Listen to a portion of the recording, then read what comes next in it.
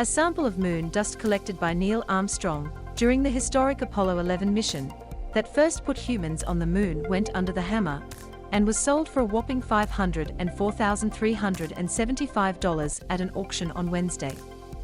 Even though this is a huge amount, the estimated auction price was much higher. As per Bonhams, the auctioneers in charge of this sale, it was expected to sell for between $800,000 and $1.2 million. We're sure you must be wondering how this lunar dust, which is bound to be a scientific sample, came to be sold at a private auction. Well, it's a really interesting and wacky story, but can be summed up as a court order.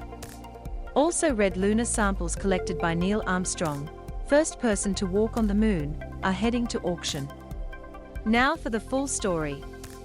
Let's start with how this sample was collected.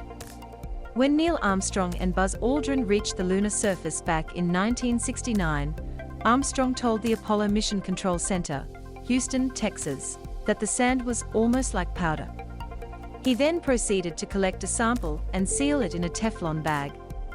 Solar wind regularly blasts the surface of the airless moon, adding an electric charge to the fine-grained dust, also known as regolith.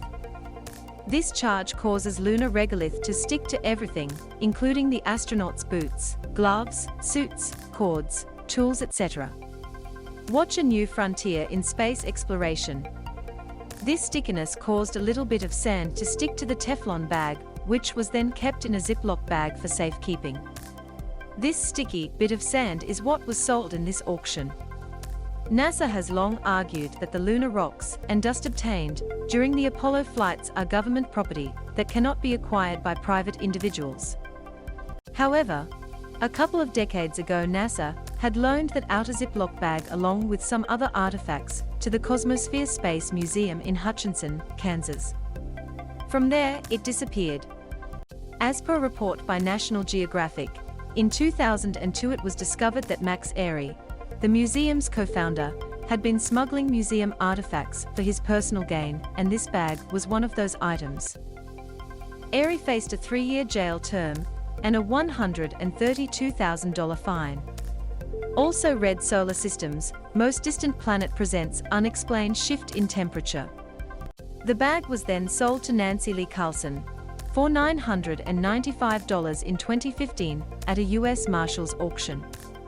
Labeled as a flown zippered lunar sample return bag with lunar dust, it intrigued Carlson, and she then sent the sample to NASA for verification. Now comes the wacky part. NASA confirmed that the samples were genuine and refused to return them to Carlson.